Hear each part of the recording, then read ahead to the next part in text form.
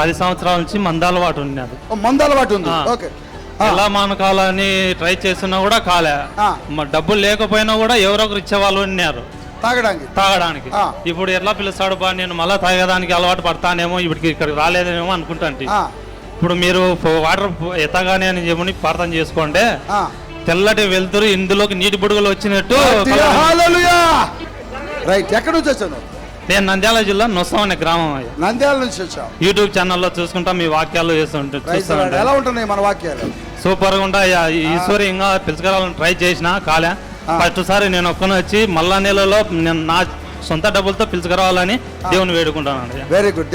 ఇప్పుడు ఎలా ఉంది? మీకు మందు మీద నుంచి మనసు పోయిందా? అది తాగాలనిపించట్లేదు. వాటర్ తాగినాక దైవ శక్తి వాటర్ లోకి వచ్చింది, మిమ్మల్ని తాకింది. ఇప్పుడు మందు తాగాలనిపించట్లేదు. గట్టిగా చెప్పండి కూడా దేవుని మహిమపరచుదాం. ఇన్ని సంవత్సరాలలో నా మొదటి సాక్ష్యం ఇదేనయ్యా.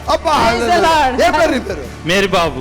మేరీ బాబు, ఇక నువ్వు తాగవు, దేవుని కొరకు జీవించాలా, నీ కుటుంబం ఆశీర్వదించబడుద్ది. హల్లెలూయా. గట్టిగా హల్లెలూయా.